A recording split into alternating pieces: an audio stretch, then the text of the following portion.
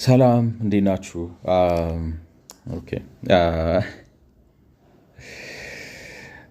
ያ አንዳንዱ ፐርሰናል ነገር እንግዲህ ትሰሙታላችሁ፣ ግን አይ ሆፕ ኢትስ ናት አ ፕሮብለም።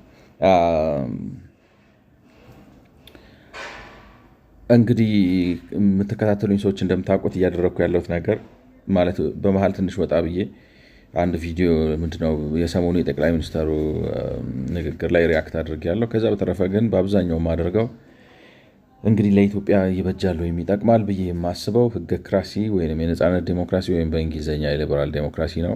ማህበራዊ መረጋጋት ከማምጣትም ሆነ ፈጣን ኢኮኖሚያዊ እድገትና በአንጻራዊነት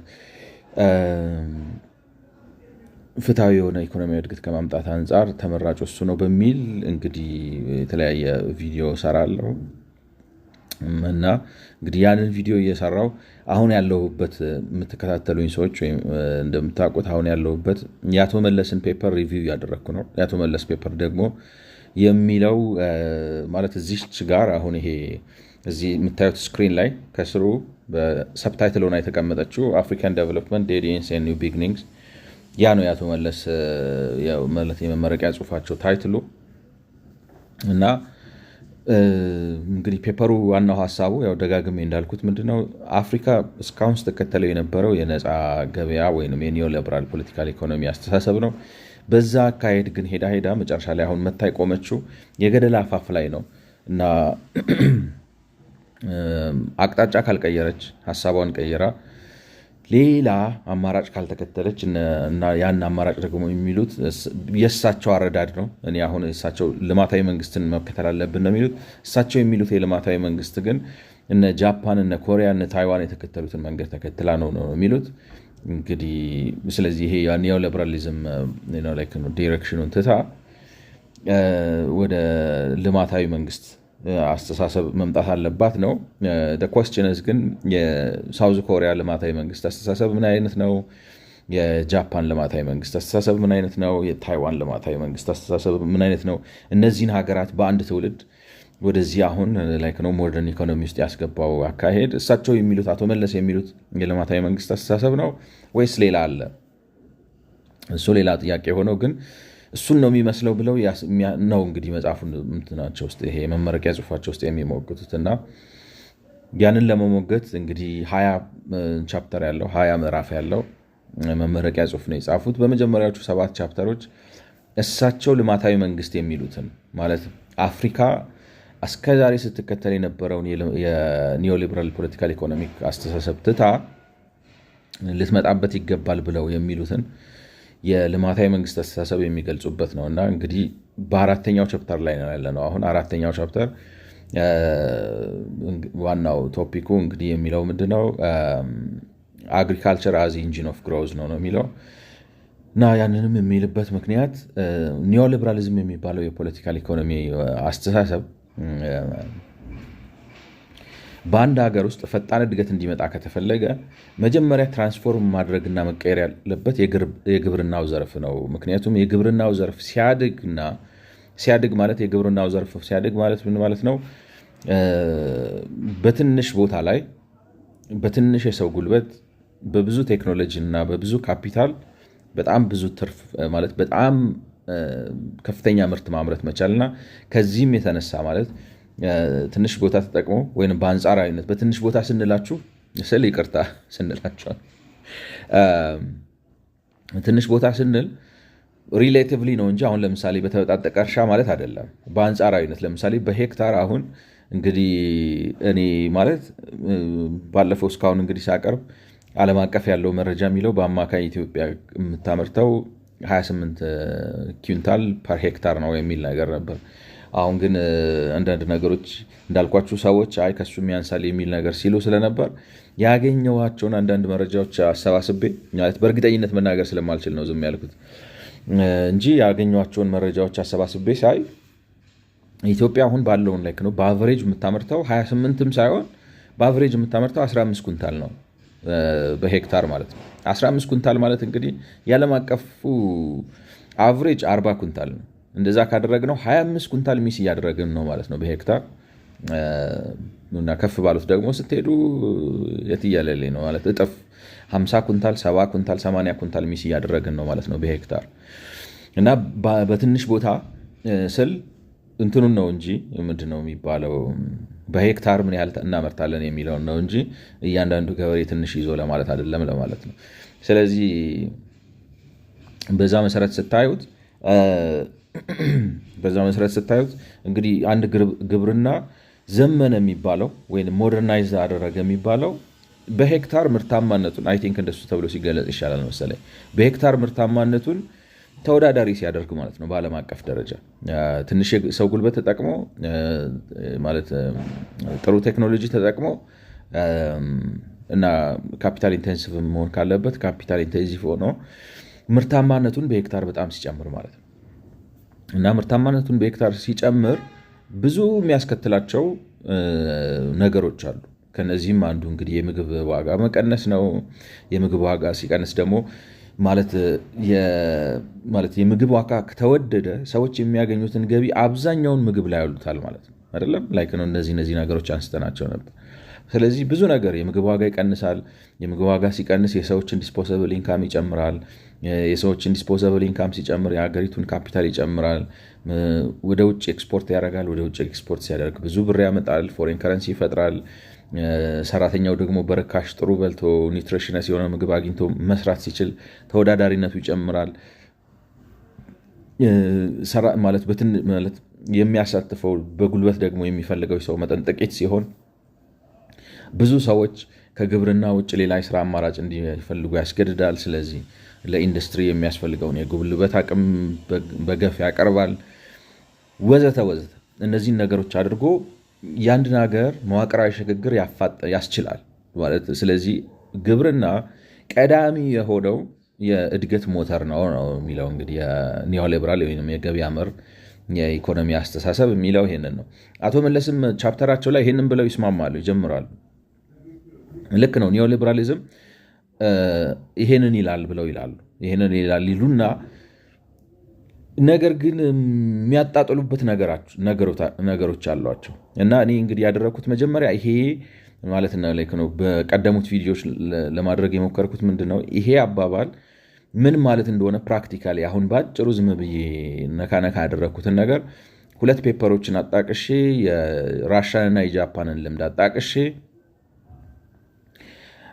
እንዴት ግብርና ለውጡን እንደሚያመጣ አሳየሁ ማለት ነው። እንግዲህ የምታስታውሱ ከሆነ አሁን ትራንስፎርሚንግ ስቴትስ አግሪካልቸራል ትራንስፎርሜሽን ኤንድ ኢኮኖሚክ ዴቨሎፕመንት ኢን ጃፓን ኢን ራሻ የሚለው ማርኮን የጻፈው ከዛ በፊት ደግሞ አንድ ሌላ ሳይንቲፊክ ፔፐር ሪቪው አድርጌ ነበር ረሳሁት። እነዚህን 2 ፔፐሮች አንድ ላይ አድርጌ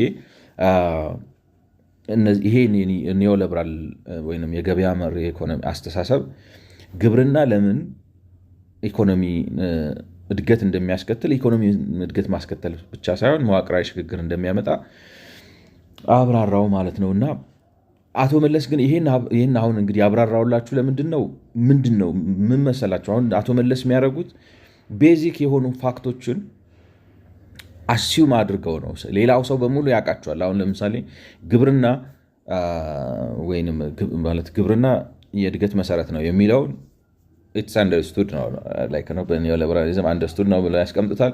ከዛ በኋላ የድህነት ወጥመድ አንደርስቱድ ነው ብለው ይሉታል። እኔ ግን የፈለግኩት ምንድን ነው ግብርና እንዴት ነው ትራንስፎርም የሚያደርገው ነው ቴዎሪውን ሳይንቲፊካሊ በወረቀት የተጻፈ የተቀመጠ የሚታወቀውን ነገር ማለት ፐብሊሳይዝድ በሆነ ፔፐር የተቀመጡትን ነገር ማብራራት። ከዛም መጥቼ አሁን የድህነት ወጥመድ ምንድን ነው የሚለውንም እንደዛው ማብራራት ነው። ምክንያቱም እነዚህ ሀሳቦች ላይ እየተጫወቱ ነው። አሁን አቶ መለስ የሚሉት ምንድን ነው? አዎ እንግዲህ 4ኛው ቻፕተር አግሪካልቸር አዝ ኢንጂን ኦፍ ግሮዝ የሚለው ላይ የሚሉት ነገር ምንድን ነው? አዎ ግብርናው ቀዳሚ የእድገት ሞተር ነው፣ ትክክል ነው። በአፍሪካ ግን አይቻልም ነው የሚሏቸው። ለምን? የገበያ ክፍተት ስላለ ገበሬው በድህነት ወጥመድ ተይዞ ገበያውን ተጠቅሞ ከድህነት መውጣት አይችልም ለማለት ነው። ስለዚህ መንግስት ገብቶ ገበያውን ከስር መሸከም አለበት፣ እንደዚህ ነው አናቱ ላይ ተሸክሞ ማውጣት አለበት ነው የሚሉት። እና እኔ የእሳቸውን አስተሳሰብ ከመተቸቴ በፊት መጀመሪያ እንግዲህ ኒዮሊበራሊዝም ግብርናው የልማት ሞተር ነው ሲል ምን ማለቱ ነው? ሁለተኛ ደግሞ የድህነት ወጥመድ ተብለው ሲባል ምን ማለት ነው የሚሉትን ነገሮች እነሱን ለማብራራት ነው ማለት ነው የፈለግኩት። ስለዚህ ያኛውን ጨርሻለሁ። አሁን ማደርገው እንግዲህ የድህነት ወጥመድ ምንድን ነው ወይም ፖቨርቲ ትራፕ የሚባለው ነገር ምንድን ነው የሚለውን ነው ማብራራው ማለት ነው። እንግዲህ ፖቨርቲ ትራፕስ አንድ ማለት ለዚህ አሁን ይሄ ፖቨርቲ ትራፕ የሚለውን ነገር ለማብራራት ሬፈረንስ አድርጌ ልጠቀም የፈለግኩት አንድ ፖቨርቲ ትራፕስ ኢን ሪሶርስ ዳይናሚክስ ኢን ስሞል ሆልደር አግራሪያን ሲስተምስ ምስራቅ አፍሪካና ማዳጋስካር ምናምን የሚባሉትን አካባቢዎች ምሳሌነት አድርጎ የሆነ ጥናት የሚያቀርብ አንድ በአሜሪካ ዩኒቨርሲቲ ተመራማሪ የታተመን አንድ መጽሐፍ ነው ማለት ነው። እንግዲህ መጽሐፍ ሳይሆን ጥናታዊ ጽሑፍ አርቲክል፣ እሱን መሰረት አድርጌ ነው ስለ ድህነት ወጥመድ ማወራው ማለት ነው። እና እዛ ላይ ምን ብሎ ይተረጉመዋል? ፖቨርቲ ትራፕ ኢዝ ኤኒ ሰልፍ ሪኢንፎርሲንግ ሜካኒዝም which causes poverty to persist። ስለዚህ ሲተረጉመው የድህነት ወጥመድ ምንድን ነው ብሎ ሲተረጉመው እዛ ላይ ሰውየውን ብሎ ይተረጉመዋል። የድህነት ወጥመድ የሚባለው ሰልፍ ሪኢንፎርሲንግ ሜካኒዝም which causes poverty to persist፣ ድህነት መነቀል እንዳይችል እንደ ወጥመድ በሉት። ወጥመድ አሁን ላይ ነው ስሙ ራሱ ትራፕ የሚለው ወጥመድ ወይም እንግዲህ ትንሽ አማርኛውን ረቀቅ አድርገው ካላችሁ አሽከላ ማለት ነው አይደለ? እና ወጥመድ ምንድን ነው? የሆነን እንስሳ እንትን አዘጋጅታችሁ የሆነ ምግብ ምናምን አዘጋጅታችሁ የሆነ ነገር አዘጋጅታችሁ ሰው ሲገባ ገመድ ከሆነ ሸምቅቆ እንዲይዘው ወይ ደግሞ ልትገሉት ከፈለጋችሁ የሆነ እንደዚህ የተሰካካ ጦር መቶ ወገቡን ወቅቶ እንዲይዘው ወዘተ አድርጋችሁ ብቻ እዛ ወጥመድ ውስጥ የገባው ነገር መነቃነቅ መውጣት እንዳይችል እና እስክትመጡ ድረስ እዛው ጋር ቆሞ እንዲጠብቃችሁ ማድረግ ነገር ነው አይደለም? የወጥመድ ሐሳቡ ወይም አሽከላ የሚባለው ነገር ሐሳቡ እሱ ነው። እና የድህነት ወጥመድ ማለት እሱ ነው። ሰዎች በአንድም በሌላም ምክንያት ይገቡበታል። ከገቡበት በኋላ ግን መውጫው ይጠፋል ማለት ነው። የሚሞከረው ነገር በሞከረ ቁጥር አሁን ለምሳሌ በመረብ አድርጋችሁ ነብርን ብትይዙት በሞከረ ቁጥር በቃ ደክሞት ይተዋል። ጥሩ ደክሞት በቃ ምናምን ተዘርሮ ሊቀመጥ ይችላል እንጂ ምንም ከዛ ውስጥ እንዳይወጣ ተደርጎ ነው መጀመሪያም ራሱ የተዘጋጀው። ዲፍረንስ ይሄ የድህነት ወጥመድ የሚባለው ነገር እንግዲህ ሬድ ነው መቼም ሰው በሴራ ምናምን አድርጎ ሀገርን ማህበረሰብን ምናምን የማስገባቱ ሊኖር ይችላል። ግን ነው ብዙ ጊዜ የተለያዩ ነገሮች የሚወልዱትና ግለሰቦችን፣ ማህበረሰባትን፣ ሀገራትን በቃ እንደ ወጥመድ አፍኖ ይዞ በተጣረ ቁጥር ጥረትን መና የሚያደርግ ነው ማለት ነው። ስለዚህ እዚህ ጋር እንዳልኩት እንግዲህ የድህነት ወጥመድ ከድህነት ለመውጣት የሚደረገውን ጥረት ሲያመክኑትና ውጤት አልባ ሲያደርጉት ነው ማለት። ወጥመዱ አቅሙ ምንድን ነው? የድህነት ወጥመድ አቅም በተጣረ ቁጥር ጥረታችሁ ውጤት አልባ እንዲሆን በማድረግ ማለት ነው። ውጤት አልባ ይሆናል። ምክንያቱም እንግዲህ ከድህነት ለመውጣት ቤዚክሱ ምንድን ነው? መስራት ነው አይደለም? መቼም ሎተሪ ምናምን ብለን አናወራም እዚህ ጋር እድል፣ አጋጣሚ ምናምን፣ በረከት፣ መለኮታዊ ጣልቃ ገብነት፣ ሚራክል መኒ፣ ሚራክል ግሮስ ብለን አንገባም። እዚህ ጋር የምናወራው በሰውኛ ነው የምናወራው አይደለም? በሰውኛ ስላችሁ እንግዲህ ያው ራሱ ሚራክል ነው አይደለም? ምድር ራሱ እህል ተዘርቶበት ማብቀሉ አንድ ሰው ሲቀልድ እንዳለው ጥቁር ላም አረንጓዴ ሳር በልታ ነጭ ወተት ማውጣቷ ራሱ ኢትስ ሚራክል አይደለም? እና ተፈጥሮ ራሱ ሚራክል ነው። ከዛ ባለፈ ግን አሁን አላለ ይሄ ሚራክል መንፈሳዊ በሆነው እንትን በቃ የሆነ ነገር ዊንድ ፎል የሆነ ነገር አምጥቶ ምናምን ተከታካ አድርገን የምንወጣው ምናምን ሳይሆን ፕራክቲካል በሆነ መልኩ ስለምንወጣው ማለት ነው አድርገን በእኛ በተግባር በጥረታችን፣ በውጤታችን፣ በስራችን፣ በአደራረጋችን ወይንም በእኛ ላይ የሚደገፈው ነገር ማለት ነው። እና ዋናው እንግዲህ ስናወራ ምን ማለት ነው? ሰዎች ይሰራሉ፣ ይጥራሉ፣ ወይንም ይፈልጋሉ፣ ያደርጋሉ። ግን የሚያደርጉት ነገር ውጤታማ እንዲሆን ምን መሆን አለበት? ለምሳሌ ስራ ከተቀጠራችሁ የምትሰሩት ለምሳሌ አንድ መስሪያ ቤት ተቀጥራችሁ ስትሰሩ የሚከፈላችሁ ደሞዝ ከልብስ፣ ከጫማ፣ ከምግብ፣ ከትራንስፖርት፣ ከቤት ክራይ ምናምን ማለፍ ማይችል ከሆነና እሱንም ደግሞ እንደ ነገሩ ከሆነ የሚያደርገው መቆጠብ አትችሉም ብቻ ሳይሆን እዚህ ጋር አሁን ለምሳሌ እንዳስቀምጥኩት መሰረታዊና ግላዊ እንዲሁም ዲፕሪሺየሽን የሚባለው አሁን ለምሳሌ ምንድነው ገበሬ ብትሆኑ በሬ ገዝታችሁ እያረሳችሁ ነው። በሬው ይደክማል አይደለም? ሊታመም ይችላል፣ ሊሞት ይችላል፣ ወዘተ ወዘተ ብዙ ነገሮች አሉ። ስለዚህ የግብርናችሁ ምርት ውጤት በሬው ቢወድቅ በሬውን ማንሳት የሚችል መሆን አለበት አይደለም? ዲፕሪሺየሽኑ ላይክ ነው። የምትጠቀሟቸው መሳሪያዎች በየቀኑ እየዛሉ መሬቱም ራሱ ስታርሱት እንትኑን እየለቀቀ ነው የሚሄደው አይደለም? አምራችነቱን ለምሳሌ ድሮ ሕፃን እያለ እምባምባም ያስታወቀች ያሳዝን ብለው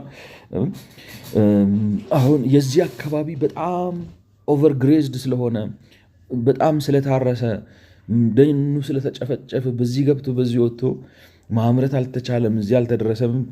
ዲግሬድ ያደርጋል ኢንቫይሮንመንቱ፣ ባጭሩ ኢንቫይሮንመንቱ ዲግሬድ ያደርጋል።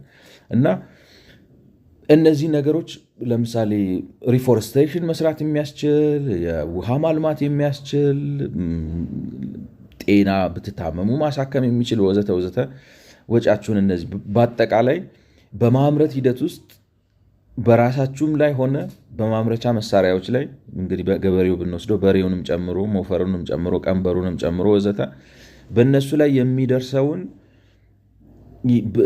በጊዜ መጠን የመዶልዶምና የመጥፋት የመክሳት ነገሮችን መተካት ችሎ ማለት ነው። ስለዚህ መኪናውን ቢኖራችሁ ሰርቪስ አለባችሁ። ለምሳሌ መኪና ገዝታችሁ አይ ቲንክ ለከተማ ለእኛ ሴንስ የሚሰጠው ለምሳሌ መኪና ገዝታችሁ እቃ የጭነት ስራ ብትሰሩ መኪናው የራሱ በጀት ይፈልጋል፣ ጎማ ይፈልጋል፣ ዘይት ይፈልጋል፣ ሰርቪስ ይፈልጋል። በየአመቱ ደግሞ ዲፕሪሺየት እያደረገ ይሄዳል፣ ዊር ኤንድ ቴር አለ ወዘተ ወዘተ።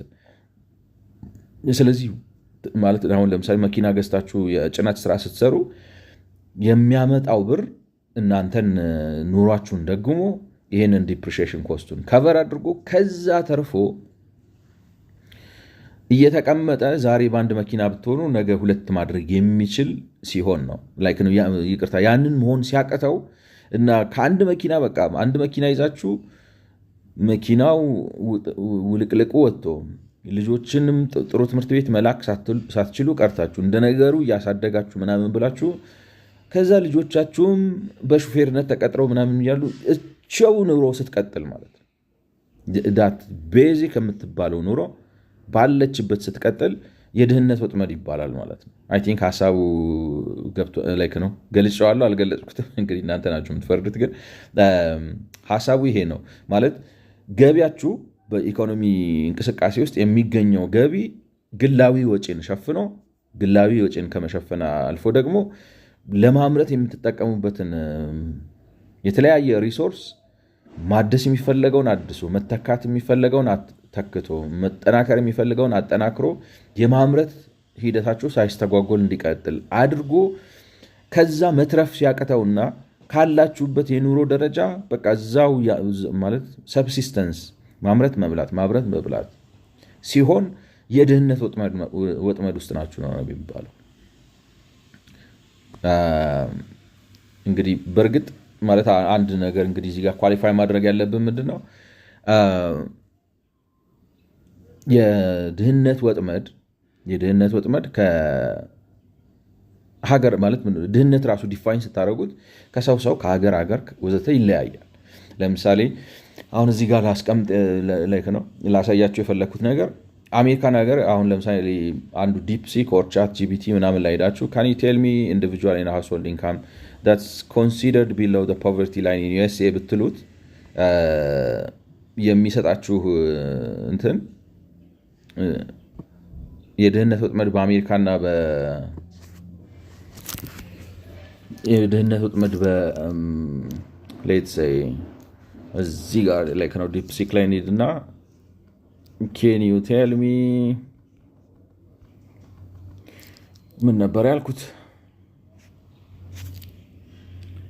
you don't mind እንግዲህ ብራውዝ ያደረግን can you tell me individual and household income that's considered can you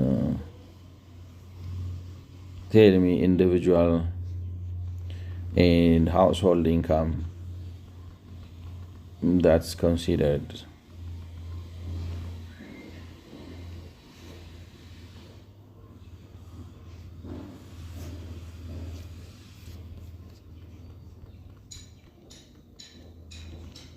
below the poverty line in USA ይመስለኛል ያልኩት። ትንሽ እንግዲህ ሰርች አድርግና እንየው። አሁን ማለት ነው እሱ እስኪያመጣው አሁን እዛ ብታዩት ካልተሳሳትኩ ማለት ነው ከዚህ በፊት ያው ቼክ ስላደረግኩት ለምሳሌ በግለሰብ ደረጃ በአሜሪካን ሀገር በአመት $13,000 በታች የሚያገኘው ሰው ከፖቨርቲ ላይን ላይ በታች ነው የሚኖረው ብሎ ነው የሚነግራችሁ ማለት ነው። ያ ላይክ እንግዲህ 15,000 ያደረገው ሃውስሆልድ ሳይዝ አሁን ለምሳሌ አንድ ሰው ብቻ ያለው ሰው ከሆነ ቤተሰብ ውስጥ ማለት ነው አንድ ሰው that means ኢንዲቪጁዋል ነው ማለት ነው። ኢንዲቪጁዋል ከሆነ $15,650 በታች የሚያገኘው ሰው ከድህነት ወለል በታች ነው የሚባለው። ሁለት ሰው ያለው ቤተሰብ ከ21,100 እያለ እዚህ ጋር ታዩታላችሁ ዳታ 21,000 26,000 32,000 37,000 እና 8 ሰው ያለው ባልና ሚስትና 6 ልጆች ካሉበት ወደ 54,000 ምናምን ነገር ነው ያለው ማለት ነው። $54,000 በታች የሚያገኝ ሰው በአሜሪካ ስታንዳርድ ከድህነት ወጥመድ በታች ነው ማለት ነው። ስለዚህ የአሜሪካን ኮንሲደር አድርጋችሁ አሁን ለምሳሌ 54,000 የሚያገኝ ሁለት እናትና አባት ሆነው 6 ልጅ ኖሯቸው ማለት ነው እንግዲህ መለክ አይደለም 8 ስናረገው እናትና አባት ያሉበት 6 ልጅ ያላቸው ቤተሰብ ውስጥ ከ54,000 በታች ዶላር አመታዊ ገቢ ከሆነ እናትም አባትም ሰርተው በአመት ይዘው የሚገቡት ብር $54,000 በታች ከሆነ በአሜሪካ ስታንዳርድ ከድህነት ወለል በታች ነው የሚኖሩት። ስለዚህ ለመንግስት ድጎማ ምናምን ይጋለጣል። ፑር ነው የሚባሉት እና በዛ ድሆች ናቸው። ከዚህ ለመውጣት በሚያደርጉት ጥረት ግን ካልተሳካላቸውና ልጆቻቸውም ይሄንን ነገር የሚደግሙት ከሆነ ማለት የእነሱም ልጆች አሁን እንግዲህ እንዳያችሁት እንትኑ ይለያያል አይደለም። ለምሳሌ ልጆቻቸው የግድ 8 ልጅ መውለድ የለባቸውም። ብቻውን ሲወጣ ልጃቸው ወጥቶ የሚያገኘው እዚህ ጋር እንዳየነው አሁን $15,000 ከሆነ በወር በአመት ገቢው እንግዲህ በ15 ልታረግልክ ነው። መንዝሊ ኢንካሙ ኦልሞስት 1,200 1,300 ሲሆን ማለት ነው 20 ላይክ ነው ከሆነ እሱም ከድህነት ወጥመድ ውስጥ ገብቷል ማለት ላይክ ነው። ይሄንኑ ታሪክ እየደገመው በመሆኑ የቤተሰቡን ታሪክ እየደገመው በመሆኑ ከድህነት ወጥመድ በታች ነው የሚባለው። ስለዚህ ዲፋይን ማድረግ አለብን። ድህነት ወጥመድ ብለን ስንል ማን ነው ድሃ ላይክ ነው ማን ነው ድሃ? እንግዲህ ባለፈው ቪዲዮ ላይ እንዳልኩት እዚህ ጋር ያደረኩት ነገር ምንድነው ወርልድ ባንክ ያወጣው ሪፖርት ላይ ተመስርቻ ማለት ከዚህ በፊት ከሰማችሁት አይ ቲንክ ነው ላይክ በተለይ በዛ ባቱ መለስ ማን ነው ባቱ በጠቅላይ ሚኒስትሩ ቪዲዮ ላይ ሪያክት ሳደርግ አይታችሁታል። ይሄ አሁን የወርልድ ባንክ .org የነሱ ዌብሳይት ነው። እዛ ላይ እንግዲህ ወርልድ ባንክ the World Bank updated the global poverty line in September 2022 ማለት ነው። በ2022 ላይ የድህነትን ወለል አስተካክሎታል። ማንን ነው በዓለም አቀፍ ደረጃ አሜሪካ ጋር እያነጻጸርን አይደለም። ምክንያቱም አንዳንድ ሰዎች ምን ይላሉ ከአሜሪካ ጋር እያነጻጸርኩ የሚመስላቸው ሰዎች አሉ መሰለኝ። የኛ ነው አይደለም። ላይክ ነው በዓለም አቀፍ ደረጃ ድሃ ከሚባሉት ሀገሮች ጋር ነው ላይክ ነው ሬፈረንስ ዶላሩን ምናምን። አሁን አሜሪካን ሀገር $15,000 የሚያገኝ ሰው በጣም ብዙ ብር ነው እዚህ ብታመጡት he is going to be a millionaire። ግን በአሜሪካ ስታንዳርድ $15,000 በአመት የሚያገኝ ሰው ከድህነት ወለል በታች የሚኖር ሰው ነው። ስለዚህ እነዚህ አይነት ነው ቅንጦት እያወራው አይደለም ልላችሁ ነው ባጭሩ። so the World Bank updated the global poverty line in September 2022. The decision announced in May follows the release in 2020 of new purchasing power parities, the main data used to convert different currencies into a common comparable unit and account for price differences across countries. ስለዚህ ዓለም ባንክ አሁን የድህነት ወለልን ጣራ ወይንም ደግሞ ወለሉን ሲመሰረት ኮምፓራብል የሌሎች ሀገሮችን ከሌሎች ሀገሮች ጋር ተመጣጣኝ በሆነና ምንድን ነው የሚባለው አካውንት ፕራይስ ዲፍረንስስ የዋጋ ልዩነቶችን ወዘተ ከግምት ውስጥ አስገብቶ ነው ማለት ነው። the new extreme poverty line is $2.15 per person per day ማለት ነው። which replaces the $1.90 poverty line is based on the 2017 purchasing power parities ማለት ነው። ስለዚህ ይሄንን ተከትለን እናው ላይ ለምሳሌ አሁን ስለ ኢትዮጵያ ማውራት ካለብን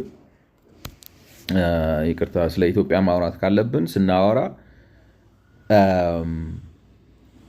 ድህነት አሁን ለምሳሌ ኢትዮጵያ ውስጥ የድህነት ወጥመድ አለ ወይ ብለን ካልን አንድ ቤተሰብ ወይንም እንዲያውም እንግዲህ አሁን በቤተሰብ ደረጃ ሳይሆን አሁን በግለሰብ ነው። አሜሪካን ሀገር በግለሰብ ደረጃ $15,000 በታች በአመት የሚያገኘው ሰውዬ ከድህነት ወጥመድ በታች ነው። በኢትዮጵያና መሰል በዓለም አቀፍ ደረጃ ግን በወር $2.15 በታች የሚያገኝ ሰው he's considered to be living under the poverty line ማለት ነው። በቀን የሚያገኝ አደልት የሆነ ሰው ማለት ነው። ያን ደግሞ ባለፈው አይ ቲንክ ሰርቼው አሳይቻችኋለሁ። እንደው ጀስት ሪፒት ለማድረግ ያክል ወይንም ይሄንን ለብቻው የሚያየው ሰው ካለ በዛ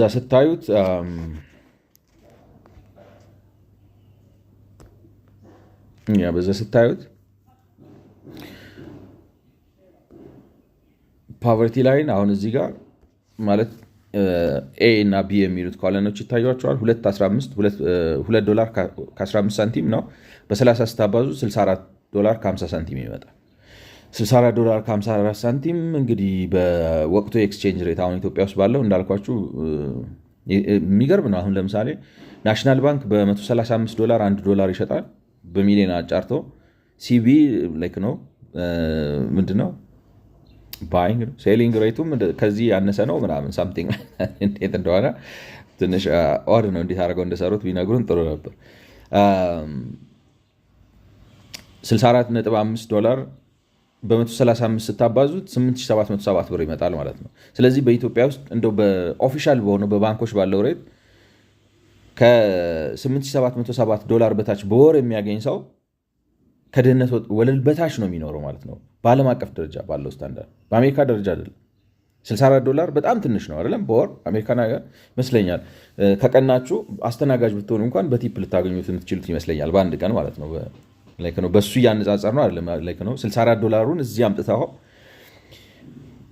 ብትመነዝረው አሜሪካን ሀገር ነገርኳችሁ በማስተናገድ ወይም በልመና ምናምን እንደዚህ አይነት ዶላር ሊገኝ ይችላል። ነው ከቀናችሁ በተለይ በማስተናገድ ቲፕ እና በተለይ አክቲቭ የሆነ ቦታ ካለ እኔ እንደምሰማው $100 ሊገኝ ይችላል። ስለዚህ ከአሜሪካ ጋር እያነጻጸርኩ ምናምን አይደለም። ይሄ የሀገራችን ተጨባጭ ሁኔታ ነው እና እንግዲህ እንዳደረግኩት ባለፈው እንደነገርኳችሁ በጥቁር ገበያ ግን ከመነዘራችሁት $157 ነው የሚመጣው። 157 ካረጋችሁት 10,000 ነው። ስለዚህ 10,000 የሚያገኘውም ሰው ከድህነት ወለል በታች ነው። ይሄ ትንሽ የሰዎችን ክብር ላይክ ነው።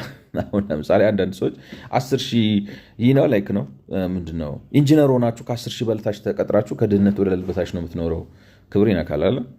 ኤኒዌይ ዝም ብለን በአቨሬጅ 9,000 እናድርገው ወይ 8,000 እናድርገው ወይ ደግሞ ባለፈው እንግዲህ እንዳልኳችሁ መልሼ ያው እሱኑ ምንድነው የሚባለው መንዝሊ ፔመንትስ የሚባለው ላይ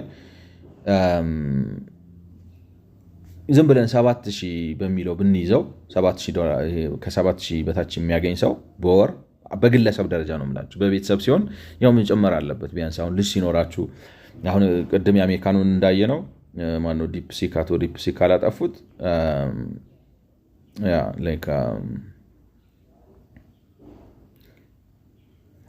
በነገራችን ላይ አሁን ከስቴት ስቴትም ይለያያል። አሁን አላስካ ስትሄዱ ወደድ ስለሚል ሃውስሆልድ ሳይዝ አንድ ሲሆን 19,550 ማግኘት አለባችሁ በዶላር ነው ከድህነት ወለል በታች ለመባል። ከስቴት ስቴት ይለያያል። ስለዚህ 15,650 ነው በአሜሪካኖቹ። በእኛ ግን ዝም ብለን እንደው ሲቪል ለመሆን ከ7,000 በታች የሚያገኘው ሰው ከድህነት ወለል በታች ነው ማለት ነው። ስለዚህ ኢትዮጵያ ውስጥ አንድ ሰው $7,000 በግለሰብ ደረጃ፣ ስለዚህ የቤተሰብ ቁጥሩ ሲጨምር ነገርየው መጨመር አለበት። እዚህ ጋር የመጣሁበት ዋናው ሀሳቡ ኢንዲቪጁዋል አሁን 15,000 ነው አልነው። 2 ስናረገው 21,000 ይሆናል። 3 ስናረገው 26,000 ይሆናል። 4 ስናረገው 32,000 ይሆናል። ስለዚህ ዝም ብለን በቤተሰብ ደረጃ ካረግ ነው ባልና ሚስት ሆነው 2 ልጅ ካላቸው ከ15,000 በታች የሚያገኙ ከሆነ ከ15 ሺህ በታች የሚያገኙ ከሆነ እነሱም ከድህነት ወለል በታች ናቸው። ለዚህ ይጨምራል ማለት ነው። ለአራት ሰው ሲሆን ነው 30 ማለት 15 ሺህ ይመጣል ማለት ነው። ገብቷችኋል መልቲፕሊኬሽኑ ብዬ አስባለሁ። ምክንያቱም ደብል ነው ያደረገው እዚህ ጋር አሁን 15 ሺህ ነው አንድ ሰው፣ አራት ሰው ሲሆኑ 32 ሺህ ገደማ መጣ ማለት ነው። ስለዚህ እንደው ዝም ብለው ጭማሪዋን አሁን ለምሳሌ ይቀንሳል አይደለም ምንድን ነው የሚባለው፣ ቤት ስትከራዩ የቤት ወጪ ትቀንሳላችሁ። ላይክ ነው የምግብ ብቻ ይሆናል፣ የልብስ ብቻ ይሆናል፣ ወዘተ ወዘተ፣ የአልጋ ይኖራል። እነዚህ ነገሮች ኦፍኮርስ የኤሌክትሪክ ፍጆታችሁ፣ የትራንስፖርቴሽን ወዘተ ወዘተ ላይክ ነው ቫሪያብል ኮስት እና ፊክስድ ኮስት ይኖረውና ፋሚሊ ሳይዙ እየጨመረ በሄደ ቁጥር እንትናችሁ እየቀነሰ ይሄዳል። እንትኑ ግን ስቲል ኢት ውድ ኪፕ ሃይኪንግ አፕ። ስለዚህ አራት ሲሆን ደብል ያደርጋል አይነት ነገር ነው። ስለዚህ አራት ቤተሰብ ያለው ሰው ከ15 ሺህ በታች የሚያገኝ ከሆነ በእኛ ሀገር ኮንቴክስት እኔ ላይክ ነው ለማለትም ቢደብርም ከድህነት ወለል በታች ነው ያስብላል ማለት ነው። ስለዚህ ስለ ድህነት ወጥመድ እንግዲህ መረዳት ያለብን ነገር ይሄ ነው። የድህነት ወጥመድ ማለት ምን ማለት ነው? ለምሳሌ እንዳልኳችሁ አሁን አንድ ሰው ወይንም አራት ቤተሰቦች አራት አባል ያሉትን ቤተሰብ እንደ ምሳሌ አድርገን እንውሰድና ከ15 ሺህ በታች ነው የሚያገኙት የወር ገቢያቸው። አራት ቤተሰብ ማለት ነው። ባልና ሚስት አሉ፣ ሁለት ልጆች አላቸው። ወራዊ ገቢያቸው ከ15 ሺህ በታች ነው፣ ወይንም ሌትስ 15 ሺህ ነው። 15 ሺህ ነው የሚያገኙት። አራት ቤተሰብ ናቸው።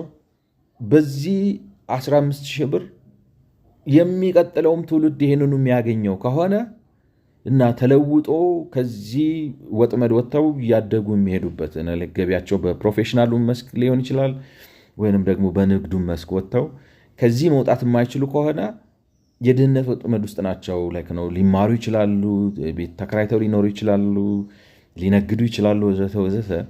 ግን ወራዊ ገቢያቸው ከ15 ሺህ በታች ከሆነ አመታዊ ስናደረገው 15 ጊዜ 12 ስንት ይመጣል? 10 ጊዜ ብናደረገው 150 ላይክ ነው 30 180 ሺህ ብር በታች በአመት ገቢ ያላቸው አራት አባል ያለው ቤተሰብ ያላቸው ሰዎች ከድህነት ወጥመድ በታች ናቸው ማለት ነው። ይሄ ነገር ራሱን ሪፒት የሚያደርግ ከሆነ ማለት ሪፒት ወይም ራሱን ይደግማል።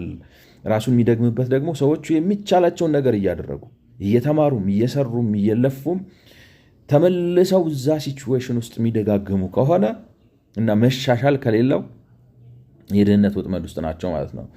ሴም ቲንግ አሁን ለምሳሌ አራት ቤተሰብ ሆነው በ7 ሺህ ብር ጀምረው ጥረቱ ሄዶ 14 ሺህ የሚያደርሳቸው ከሆነ ኑሮ መሻሻል ቢኖርም እዚህም እዛም ስቲል የድህነት ወጥመድ ውስጥ ናቸው ማለት ነው። አትሊስት በዓለም አቀፍ ደረጃ ነው።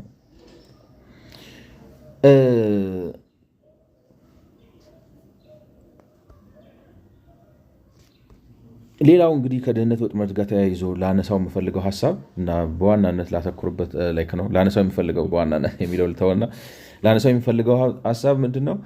የድህነት ወጥመድ ይገርማቸዋል። አሁን ብዙ ተጽፎበታል። በደንብ የሚታወቅ የኢኮኖሚክስ ቶፒክ ነው። እንዲያውም እስከነጭራሹም ዴቨሎፕመንት ኢኮኖሚክስ የሚባል ራሱን የቻለ ልክ እንደ ማይክሮ ኢኮኖሚክስ ልክ እንደ ማክሮ ኢኮኖሚክስ አይነት ራሱን የቻለ አንድ ፈርጅ ያለው እንዲያውም ከተቻለ ማስተርስ ሁሉ ልትሰሩበት የምትችሉ ዴቨሎፕመንት ኢኮኖሚክስ የሚባል የራሱን ዘውግ እስከ ማስከተል የደረሰ ጽንሰ ሀሳብ ነው። እኔ እንግዲህ ማለት የኢኮኖሚክስ ፕሮፌሽናሎች ሰምተው የራሳቸውን አስተያየት እና ምላሽ መስጠት ይችላሉ። ዴቨሎፕመንት ኢኮኖሚክስ የሚባለው ይሄ የድህነት ወጥመድ የሚባለውን ነገር በአግባቡ ማለት እንዴት ልበላችሁ መከፋፈል የሚገባውን ነገር ከፋፍሎ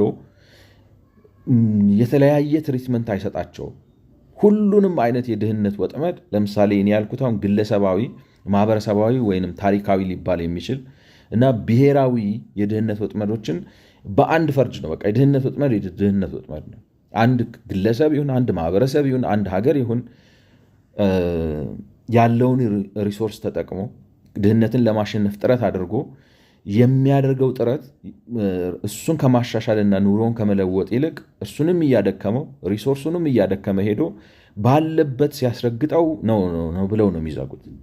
እኔ ግን መከፋፈልና ማየት በግለሰብ በማህበረሰብና በብሔራዊ ደረጃ መከፋፈልና እንደ ሁኔታው ደግሞ ተገቢውን ምላሽ መስጠት ፈንዳሜንታል ብዙ ለውጥ ያመጣል የሚል እምነት አለኝ። በተለይ ከኛ ሀገር አንጻር ሳስበው ማለት ነው።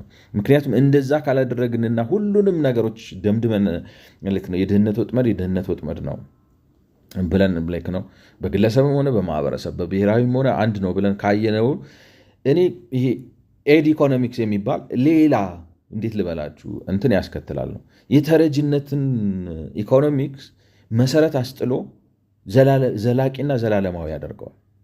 በቃ ሀገራት በተለይ ደግሞ ሀገራት ዋናው የድህነት ቀፍቃፊ መንግስታዊ ሪዮት ነው የሚለውን ነገር ስለሚፈሩትም ይመስለኛል። ምክንያቱም አሁን ለምሳሌ እንደዛ ካላችሁና ከአንዳንድ መንግስታት ጋር ከተጋጫችሁ ገብታችሁ የእርዳታ ስራ ለመስራትም አይፈቅዱላችሁ።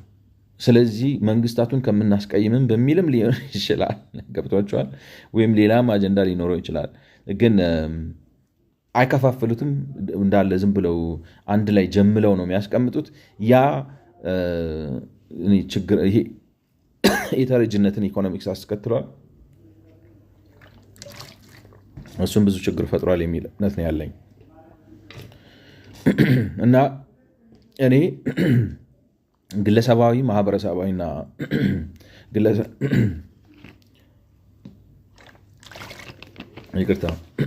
ግለሰባዊ ማህበረሰባዊና ብሔራዊ የሚሉትን ከፋፍዬ ነው ማየት የሚፈልገው። ግለሰባዊ የምለውን የድህነት ያቀርቡታል። በነገራችን ላይ ግን እንደዚህ ብለው ሰግሪጌት አድርገው እና ደግሞ ትሪትመንቱም የተለያየ ነው ብለው አያቀርቡትም ነው ታገኙታላቸውን ስለ ግለሰባዊ የድህነት ሲያወሩ ግን ግለሰባዊ ልክ ነው ትሪትመንቱ ይለያያል ብለው አያቀርቡላችሁም። እና ያንን መለየቱ አሁን ኢትዮጵያ ውስጥ ግለሰባዊ ድህነትን ግለሰባዊ ማድረግ በኋላ ነው መምጣት ያለበት የሚል ነው ያለ አስተሳሰብ ወይም ማህበረሰባዊ ማድረግ መጀመሪያ ብሔራዊ የድህነትን አረንቋ ነው መፍታት ያለብን። ከዛ በኋላ ግለሰባዊና ማህበረሰባዊ በኤንጂኦም ሊሰራ ይችላል ነው። በአብዛኛውም በኤንጂኦ ነው የሚሰራው፣ በእርዳታ ድርጅት በተራድኦ ድርጅቶች ነው የሚሰራው እና መከፋፈል ተገቢ ነው ብዬ አስባለሁ። እንግዲህ ታዩታላችሁ። እንግዲህ ግለሰባዊ የድህነት ወጥመድ እንዴት ሊፈጠር ይችላል? በስህተት በአደጋ ወይንም በግል ባህሪ ማለት ሰዎች ተሳስተውም ሊሆን ይችላል በራሳቸው ወይንም ደግሞ አደጋ ገጥሟቸው ሊሆን ይችላል ወይንም በራሳቸው የግል ባህሪ ስህተት ሳይሆን በቃ ግል ባህሪ አሁን ለምሳሌ በጣም አደገኛ ሱሰኝነት ውስጥ በመግባት ወዘተ ግለሰቦች በግለሰብ ደረጃ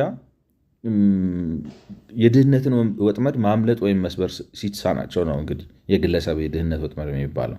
ለምሳሌ አንዲት የቤተሰብ ገዛ የሌለ ወጣት ከጋብቻ በፊትና ያለ እቅድ ልጅ ብትወልድ ልጇን ለማሳደግ ሙያ የማይፈልግ ቀላል ስራ ፈልጋ ልትቀጠር ትችላለች። ያም ለኑሮ በቂ ስለማይሆን ማለት አሁን ለምሳሌ አያርገውና ዝም ብላ የ10ኛ ክፍል የ11ኛ ክፍል ተማሪ ጥሩ ቤተሰብ ሳይኖራት ወይ በቃ ካሮጊት አያቷ ጋር ምናምን እየኖረች በአጋጣሚ ልጅ ብትወልድ እና ማንም ያገዛት ሰው ከሌለ ምን ታደርጓለች? ልጇን ማሳደግ አለባት። እናትነቷ አለ ምናምን ዝቅ ብላ የሆነ ስራ ልትሰራ ትችላለች። እና የምትሰራው ስራ ልጇን አሳድጎ የቤት ኪራዩን ከፍሎ አያቷን ረድቶ ወዘተ ወዘተ የትም አያደርሳት። ስለዚህ የሆነ ማይሆን ሰፈር ውስጥ ገብታ ርካሽ ቤት ተከራይታ ልጇንም የሆነ ደከም ያለ ትምህርት ቤት ልካ ምናምን ኑሯን ትገፋለች ማለት ነው። ልጇም ደግሞ እንግዲህ ማለት ከሚያድግበት ኢንቫይሮንመንት ከሚማርበት ትምህርት ቤት ካለው ስነ ልቦና ጫና ካለው የምግብ እጥረት ወዘተ ወዘተ ጋር ተያይዞ በሆነ አጋጣሚ እንደው በጥሶ ካልወጣ የተለየ ሊፍት ነው ስፔሻሊ ጊፍትድ የሆነ ልጅ ካልሆነ ወይንም የሆነ እርዳታ ድርጅት መጥቶ የሆነ ነገር ካላደረገላቸው ወዘተ እሱም ነገ ወይ ተደባዳቢ ሊሆን ይችላል፣ ወይ ኪስ አውላቂ ሊሆን ይችላል፣ ወይ ወጥቶ እሱም ረከስ ያለ ስራ ይሰራል። እሱ በሚያድግበት ጊዜ እናቱ ደክማለች፣ እናቱን ሊያግዝ ነው። እናቱን ሲያግዝ በመሃል ወይ ፍቅር ሊይዞት እሱም ሊወልድ ይችላል። በቃ እንዲህ ያለ ነገሩ አላስወጣ ሲል ማለት ነው። በግለሰብ ደረጃ ፐርሰናል ነገር ነው። አክሲደንት አሁን ልጅቷ ሳታስበው ሊሆን ይችላል ያረገዘችው፣ በሃይስኩል ፍቅር ሊሆን ይችላል ያረገዘችው። ካንት ብሌመር ነው። ኢግኖራንሱ አለ፣ ከአያቷ ጋር ነው የምትኖረው፣ ብዙ ነገር አለመስማት አለ፣ ኢንፎርሜሽን ጋፕ አለ፣ ወዘተ ወዘተ ወዘተ። እነዚህ ነገሮች ተደራርበው እዛው ሳይክል ውስጥ ሊከቷት ይችላሉ። እሷም ደግሞ ፈልጋው ሳይሆን እንግዲህ ልጅም ብላ ደግሞ እንደገና የሆነ ርካሽ ስራ ውስጥ ገብታ እንደገና ልጁን ራሱ ለሌላ ርካሽ ስራ ልትዳርገው ትችላለች። ይሄ ነገር እየተሽከረከረ ይገርማቸዋል። አንዳንዴ ባህልም ይሆናል፣ እንደ ቤተሰባዊ ውርስም ሊተላለፍ ይችላል። እና እንግዲህ የተለያዩ ግለሰባዊ ምክንያቶች አሉ። የጋብቻ መፍረስ፣ ወላጅ ማጣት፣ መታሰር። አሁን ለምሳሌ አንድ ሰው ኖርማሊ እስር ቤት ቢገባ ልጆቹ ሊበተኑ ይችላሉ። ብዙ ችግር አለ አይደለ? አንድ ሰው ሱሰኛ ሆኖ በቃ ማለት የሚያገኘውን ነገር በሙሉ አደገኛ ሱስ ሊያውለው ይችላል። ማለት ሱሰኝነት ደግሞ በጣም መጥፎ ጌታ ነው። እሱም እንደዚሁ ድህነትን ፈጥሮ ነው። አንድ በጣም ሱሰኛ የሆነች እናት ምትቅም፣ ምታጨስ፣ ምትጠጣ ምናምን የምትል እናት ሰራተኛ ልትሆን አትችልም። ስለዚህ የተለያየ ነገር ውስጥ ትገባለች። ልጅ ትወልዳለች፣ ልጆቿን ታሳድጋለች፣ ሱሷንም ትንከባከባለች። ልጆቹ ያን እያዩ ያድጋሉ። አእምሯቸው ውስጥ የተለያየ የሚፈጠርባቸው የስነ ልቦና ጫና ቀውጤውን አስቡት። የጤና መታወክ፣ አንዳንድ ሰው አእምሮውን ሊስት ይችላል፣ ሊታመም ይችላል፣ ሊያብድ ይችላል። ወይንም ሊታም ላይክ ነው ፊዚካሊ ራሱ ዊክን ሊሆን ይችላል። ላይክ ነው ከባድ በሽታ ይዞት የነርቭ ችግር ሊይዘው ይችላል። የተለያየ ነገር ይዞት እና በአደጋ ሊሆን ይችላል፣ በጤና መታወክ ምክንያት ሊሆን ይችላል፣ በመጥፎ ውሳኔ ሊሆን ይችላል፣ በስህተት ሊሆን ይችላል ወዘተ። በጤናማ ማህበረሰብ ውስጥ ኖሩ ወይንም ደግሞ አልኖሩ ብቻ ዜጎች በራሳቸው ግላዊ ምክንያት የድህነት ወጥመድ ውስጥ ገብተው ማለት የድህነት ወጥመድ የምንለው ነገር እንዳልኳቸው እንግዲህ ገቢያቸው አሁን ለምሳሌ በኢትዮጵያ ሪያሊቲ ከ9500 በታች ሆነው በግለሰብ ደረጃ አንድ ልጅ ስትወልድ ደግሞ 12000 መሆን አቅቶት፣ ሁለት ልጅ ስትወልድ ደግሞ 15000 መሆን አቅቶት፣ 3000 እያለ ማለት ነው። እንደዛ መሆን አቅቶት ያው ታሪክ ራሱን ሲደግም ነው። ይሄ ባህሪው ልዩ ነው ላይክ ነው ሴፓሬት አድርገን ነው አንደርስታንድ ማድረግ ያለብን የሚል እምነት አለኝ። ሌላውና ሁለተኛው እኔ ማህበረሰባዊ የምለው የድህነት ወጥመድ ነው። ማህበረሰባዊ የምለው የድህነት ወጥመድ በአንድ ጤናማ ማህበረሰብ ውስጥ ወይም በአንድ ማህበረሰብ ውስጥ የሆኑ ንዑስ የማህበረሰብ ክፍላት ተለይተው በተለያየ ምክንያት፣ በባህል ምክንያት ሊሆን ይችላል፣ በአስተሳሰብ ምክንያት ሊሆን ይችላል፣ ሊናቁ ይችላሉ፣ ሊጠሉ ይችላሉ፣ ሊገፉ ይችላሉ፣ አለመማር ሊኖር ይችላል፣ የታሪክ ጣጣ ሊኖር ይችላል፣ ወዘተ ወዘተ። ከዚህ የተነሳ ኢኮኖሚ ውስጥ ተሳትፈው ቢያንስ ኢኮኖሚው የሚያቀርበውን በዛ ሀገር ደረጃ ኢኮኖሚው የሚያቀርበውን ነገር ማግኘት አቅቷቸው የድህነት ወጥመድ ውስጥ ሲገቡ ነው። ላይክ ነው ንዑስ ናቸው። ኢንታየር ሶሳይቲው አይደለም ድህነት ወጥመድ ውስጥ የገባው ማለት ነው። እኔ ለዚህ ጥሩ ማሳያ መስሎ የሚታየኝ ጥቁሮች በአሜሪካ ያጋጠማቸው ነገር ነው እና አንድ ነገር አንድ ሬፈረንስ ልስጣችሁ። ዱቦይስ የሚባል የጥቁር ነፃ አውጪ ማለት ነው። ጥቁር ነፃ አውጪ ሳይሆን ለጥቁሮች ነፃነት ከነ ማርቲን ሉተር ምናምን በፊት ለጥቁሮች ነፃነት በጣም የታገለ፣ ከሱ በፊት ደግሞ እንደዚሁ በጣም የታገለ ቡከርቲ እና ዱቦይስ የሚባሉ ሰዎች አሉ። የእነሱን ታሪኮች ላቅርብላችሁ። የህብረተሰባዊ የድህነት ወጥመድ ማለት ምን ማለት እንደሆነ ለማብራራት ዱቦይስ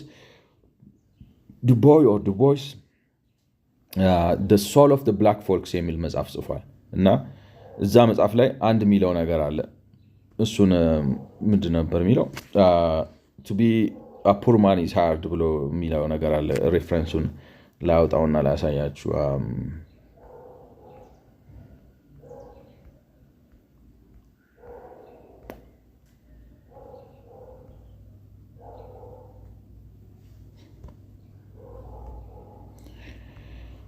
Sorry, from slavery, I guess this one is the soul of the black folks.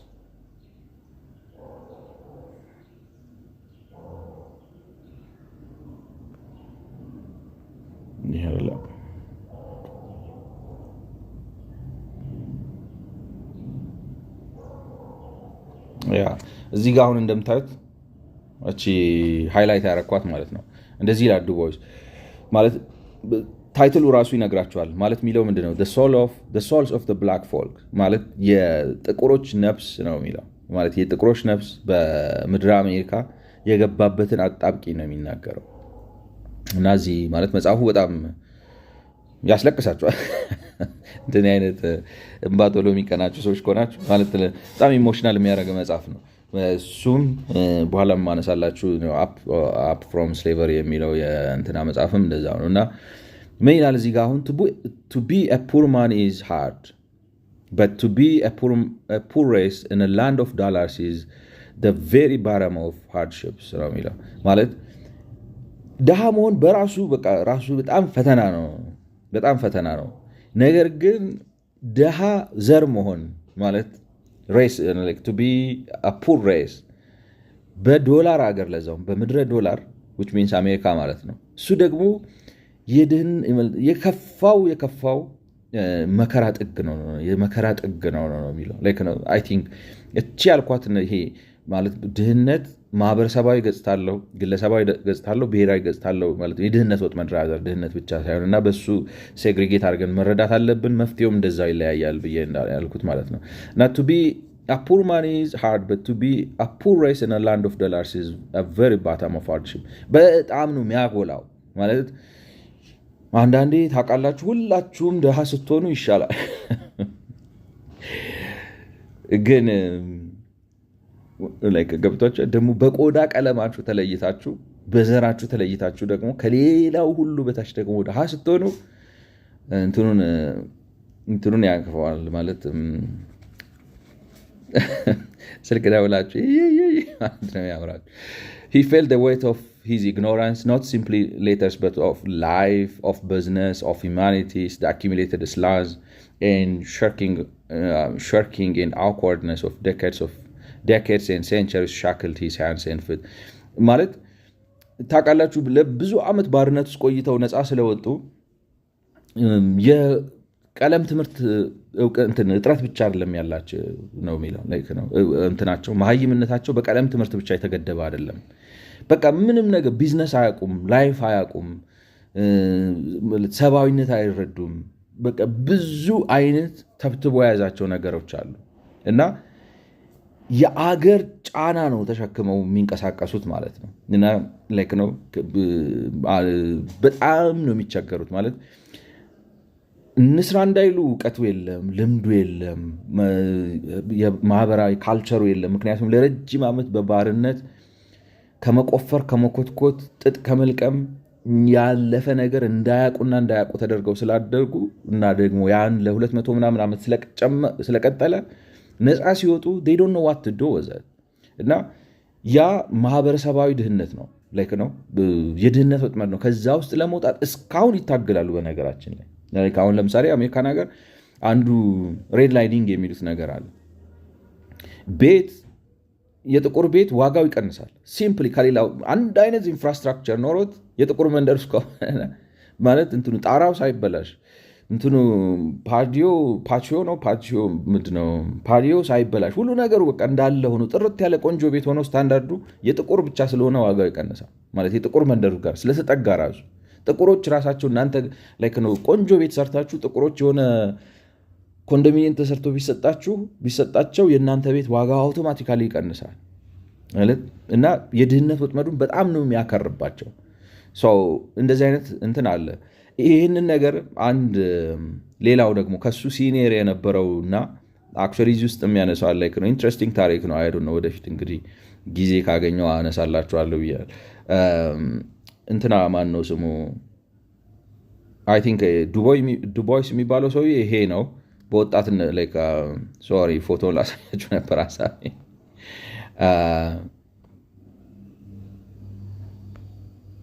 እዚህ ጋር የምታዩት ነው። ይሄ የወጣትነት ፌሱ ነው። አርጅቶ ደግሞ ሌላ ፌስ አለው። ይሄ አፕ ፍሮም ስሌቨሪ ሴም ይሄ ነው። ማን ነው ስሙ? ቡከር ቲ ዋሽንግተን የሚባለው ይሄ ነው። ሰውየው ይሄ ነው። አፕ ፍሮም ስሌቨሪ ቡከር ቲ ዋሽንግተን እዛ የጻፈው መጽሐፍ ላይ ነው እና እዛ ላይ አንድ ነገር ይላል።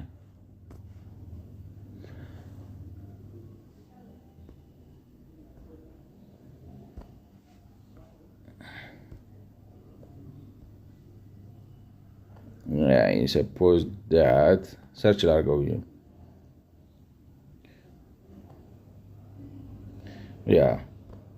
እዚህ ጋር አንድ ነገር ይላል። አንብብላችሁ እሱ የሚለውን ነገር ማለት ነው። ምን ሆነ መሰላችሁ? ይሄ አሁን ቡከር ቲ ዋሽንግተን የሚባለው ከባርነት ነፃ ተብሎ አሜሪካን ሀገር ሲታወጅ እሱ የ8 ዓመት የ9 ዓመት ልጅ ነው። ከዛ በኋላ ስራ ሰርቶ መጨረሻ ላይ አንድ ሰው የነፃ ትምህርት እድል ያዘጋጃል። ያንን ለመማር መንገድ ላይ ያለ ሃምተን የሚባል ቨርጂኒያ ውስጥ ያለ ኢንስቲትዩት ነው አለ። እዛ ለመማር ሲሄድ ያጋጠመውን ነገር ነው እና እንዴት ማለት ነው ማህበረሰባዊ የሆነ ሁኔታዎች የድህነት ወጥመድ እንደሚያስከትል አሳያቸው። I suppose that the little hotel existed for the purpose of accommodating the passengers who traveled on the stagecoach። እንግዲህ የሚለው ምንድን ነው? እየተጓዘ ነው፣ ምንም አያውቅም። አሁን ቅድም ዱቦይስ እንዳለ ስለ ቢዝነስ አናቅም፣ ስለ ላይፍ አናቅም፣ ማነሪዝም አናቅም፣ ከሰዎች ጋር እንዴት መኖር እንዳለብን አናቅም፣ መግባባት አናቅም። በቃ ትምትም ጭልም ድምድም ያለ ነው። ላይክ ነው የወረቀት እውቀት ብቻ አይደለም የሌለን፣ ጀነራሊ የላይፍ ኤክስፒሪየንስ ራሱ ምንም ነገር የለንም። ምክንያቱም እድሜ ዘመናችንን ያሳለፍነው ስንኮተኩት ነው፣ ቀና ብለን አናቅም ነው። እና በጣም እንትናቸውን ሰርቋቸዋል፣ አጥፍቶባቸዋል። ማህበረሰባዊ ላይክ ነው ሶሻል ስኪላቸውን ገሎታል። ስለዚህ ምን ብሎ ያስባል መሰላቸው? አሁን ስቴጅ ካውች የሚለው በፈረስ የሚጎተት ሰዎች የሚጓጓዙበት የዛ ዘመን የቆየ ነው። በሱ ላይ ተጭኖ ሃምተን ወደሚባለው ዩኒቨርሲቲ እየሄደ ነው፣ ኢንስቲትዩት ዩኒቨርሲቲ ዋሬቨር። እና እዛ ሲሄድ አስዩም ያደረገው መንገድ ላይ ቆመው ሆቴል ሲገቡ ወይም ሞቴል ሲገቡ ሞቴሉ ለሁሉም ሰው በሩ ተከፍቶ ሰው የሚያሳድር ብር ሳይከፍሉ ምን ሳይሉ ማለት አሁን ይህ የሚያሳያችሁ ምን መሰላችሁ? እንትኑን ነው ኢግኖራንት አድርጎታል።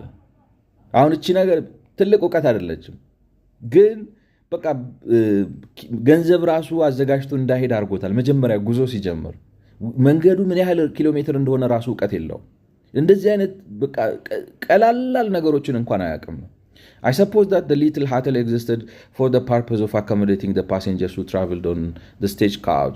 The difference that the color of one's skin would make, I had not thought anything about it. ማለት የቀለም ምንድነው ዘረኝነት ያጋጠመኛልም ብሎም አላሰበም።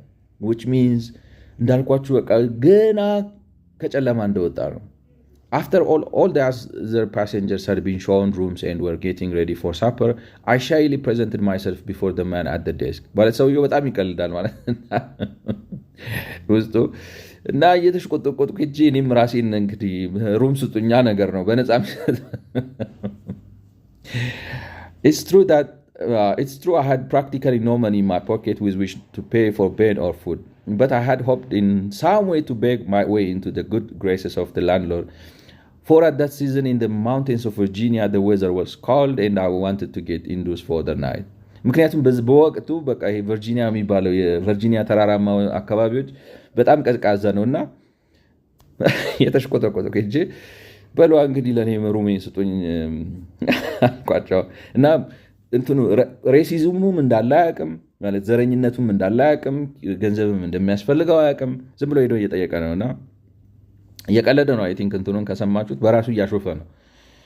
Without asking as to whether I had any money, the man at the desk firmly refused to even consider the matter of proving me with food or lodging. እና ሰውየው ገንዘብ ይኑረኝ አልኖረኝ አልደነቀውም አለ። መጀመሪያ ያየው የቆዳ ቀለሜን ነው። ጥቁር መሆኔን ሲያውቅ ቀጥል ንካው ነገር አለኝ። This was my first experience in finding out what the color of my skin meant. Right? This much ignorant ነበሩ ነው። እና ደግሞ የዘረኝነቱንም ግፍ ያስቡት ገንዘብ ቢኖረው እንኳን እንዲያድር አይፈቅድለትም ነበር ማለት ነው። እና in some way I managed to keep warm by walking about and so got through the night. My whole soul was so bent upon reaching Hampton that I did not have time to cherish any bitterness towards the hotel keeper. ማለት በቃ ትኩረቴ በሙሉ ከመቼው እዛ በጣም ትምህርት ይወዳል ሰውየው ማለት ታሪኩ በጣም ተለውጧል። 53ኛ ደቂቃ ላይ ነው ልሲ በጣም ትምህርት ይወዳል ምናምን ታሪኩ ተለውጧል። እንዳልኳችሁ እንግዲህ ስለ ራስ ተፈሪያኒዝም ስለ ኃይለ ሥላሴ ምናምን እንደቀና አወራችኋለሁ ብያለሁ። አንድ የጻፍኩት መጽሐፍ አለ ስለሱ ሳወራው እንግዲህ ስለነ ቡከርቲ ስለነ ዱቦይ ስለነ ማን ነው ስሙ ማርክ ጋርቬ ምናምን አወራችኋለሁ ነው ጊዜው ከፈቀደ ማለት ነው። እና አሁን እንደምታዩት ዱቦይስም እንዳለው ድሃ መሆን በራሱ ችግር ነው፣ ግን በሀብታም ሀገር ድሃ ዘር መሆን ግን ማለት ዘር ሲባል ምን ማለት ነው? ጥቁር ወይም ድሃ ሬስ ወይም ድሃ የሆነ የህብረተሰብ ክፍል መሆን ግን በቃ የድህነት ማለት ፈተና የችግር ሁሉ ጥግ ነው። እና በጣም እና ደግሞ የኛ ፈተናችን የቀለም እውቀት እጥረት ብቻ አይደለም፣ ላይፍ ኤክስፒሪየንስም የለንም። ነው ፈንዳሜንታል የሆኑ ነገሮችን እንደ ዛሬ ቲክታክ የለ ሰው እየመጣ እንትን ለማድረግ በዚህ በኩል እንትን አውጥተህ በጂፒኤስ ምናምን ብለህ የምትፈታው ነገር አይደለም። በቃ ውስብስብ ያለ ነገር ይዞናል ብሎ ይላል። አሁን እንደምታዩትን ቡከርቲ ደግሞ ሄዶ ሆቴል ራሱ በነፃ መስሎታል አሳድሮ ማለት ተሽቆጥቆጥ ንከዋለኝ እና ማህበረሰባዊ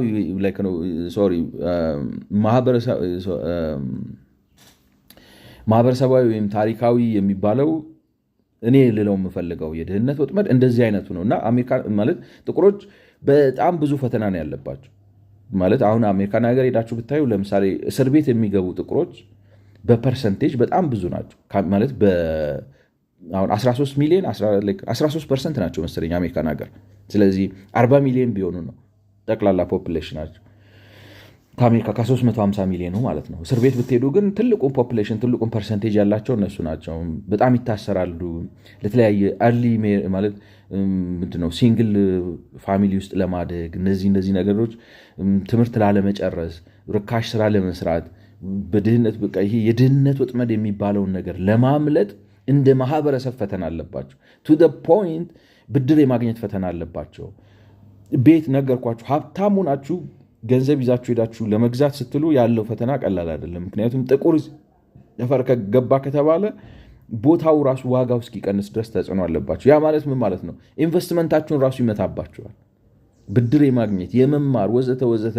አሁን ለምሳሌ አሜሪካ ውስጥ ዳይቨርሲቲ ኢንክሉሲቭነስ ዳይቨርሲቲ ኢኩዊቲ ኤንድ ኢንክሉሲቭነስ የሚባል ዲአይ የሚባል ነገር አለ። በህግ ራሱ ለምሳሌ ጥቁር መቅጠር አለብህ ተብሎ እስኪገደድ ድረስ ማለት ነው። እንደዚህ አይነት ሴግሪጌሽን በሚኖርበት ጊዜ ማለት አሁን ጥቁር በኮታ ለማሟላት ራሱ ለዲኤአይ ፐርፐስ ሲባል ለምሳሌ ይመስለኛል አሁን ሆቴል ውስጥ መቅጠር አለባቸው። አንዱ አስተናጋጅ ጥቁር መሆን አለበት ወዘተ አትሊስት አንዱ ነው ምላቸው እና እኔ ይሄ ማህበረሰባዊ ድህነት ነው አሁን እንትና እንዳለው ጥሩ አድርጎ አስቀምጦታል። በዶላር ሀገር ውስጥ ነው ጥቁሩ ድሃ የሆነው። ሀገሩ የድህነት ችግር የለበት። he lives in the land of dollars ነው ካላጠፋ አጥፍቼዋለሁ። I think ይኖራል to be a poor man is hard, but to be a poor race in a land of dollars is the very bottom of hardships.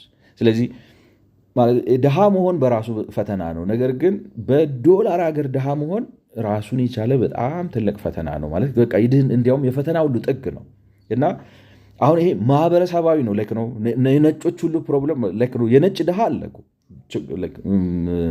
እንደኔ ከሆናችሁ የነጭ ድሃ ለማኝ ስታይ መጀመሪያ ጊዜ ሳይ በጣም ስትራይክ አድርጎኝ ነበር። የነጭ ድሃ አለ ግን ማህበረሰባዊ ነው ስር የሰደደ አይደለም። እንዳልኳችሁ ፐርሰናል በሱሰኝነት ሊሆን ይችላል፣ በቤተሰብ መፍረስ ሊሆን ይችላል፣ በእስራት ሊሆን ይችላል፣ በአደጋ ሊሆን ይችላል፣ በህመም ሊሆን ይችላል፣ በአእምሮ መቃወስ ወዘተ ወዘተ። ቅድም እንዳልኳችሁ የግለሰባዊ አደጋ ስህተት ወይንም ደግሞ አጋጣሚዎች ተደራርበው የሆኑ ዛም ጣልጣል ያለ ድህነትን ሊያስከትል ይችላል። ጥቁሮች የሚደርስባቸው ግን ማህበረሰባዊ ነው ሰብሴክሽን ናቸው። እንደ ሰብሴክሽን ነው ድህነቱን ፌስ የሚያደርጉት የድህነት ወጥመዱን እና እነዚህ ግን ጥቁሮቹም ቢሆኑ መላው ኢኮኖሚ ኖርማሊ ኦፕሬት ኢትስ አ ላንድ ኦፍ ዶላርስ ነው። መላው ኢኮኖሚ በትክክል ኦፕሬት እያደረገ የተወሰኑ የህብረተሰብ ክፍሎች አሁን ለማንሳት ስላልፈለግኩ ነው እንጂ ለምሳሌ ሴቶችንም እዚህ ውስጥ ልታካቱ ትችላላችሁ። አሁን አሜሪካን ሀገር ድምፅ መስጠት የጀመሩት ሴቶች በቅርብ ጊዜ ነው። የንብረት ባለቤትነት መብት የተረጋገጠላቸው ወዘተ ወዘተ። ስለዚህ ጥቁሮች ሬሲስት እንዳትሆኑ ማለት ነው፣ አጉል ዘረኛ እንዳትሆኑ። እዛ ውስጥ እንደዚህ አይነት የተለያዩ የህብረተሰብ ክፍሎች ሊካተቱ ይችላሉ እና እሱ በባህሪው ልዩ ነው።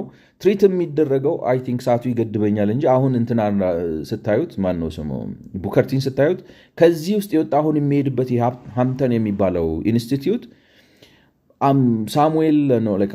ሳሙኤል ሲ አርምስትሮንግ የሚባል የአሜሪካ ነጭ ጀነራል ያቋቋመው ለጥቁሮች ብሎ ለማስተማር በነፃ እነሱን ለማስተማር ብሎ ያቋቋመው ትምህርት ቤት ሲሄድ ነው እና በግለሰቦች እርዳታ፣ በእርዳታ ድርጅቶች፣ በተራድኦ ድርጅቶች የተፈታ ችግር ነው። አሁን እሱ እንትና ማለት ማነው ስሙ ቡከርቲ ዋሽንግተን ከዚህ ድህነት ወጥቶ ተስኪጊ የሚባለውን አላባማ ውስጥ ያለውን በጣም ትልቅ ዩኒቨርሲቲ ገንብቶ እስከዛሬ ነው ፓይለቶች ብዙ ሪሰርች ማነው ስሙ ካርቨር ዋሽንግተን ምናምን ያመረተ ትልቅ ኢንስቲትዩት ሆኖ ታዩታላችሁ። የዛ ፋውንደር ሆኖ ታገኙታላችሁ።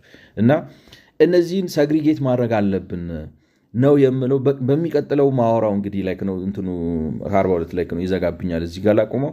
ግን ስለ ብሔራዊና ሀገራዊ ምን ማለት ነው፣ ከዚህ ጋር እንዴት ይለያያል የሚለውን በሚቀጥለው ቪዲዮ አወራቸዋለሁ። ስለሰማችሁኝ አመሰግናለሁ። አይ ሆፕ ዩ ላይክ ኢት ብዬ አስባለሁ። ቴንክ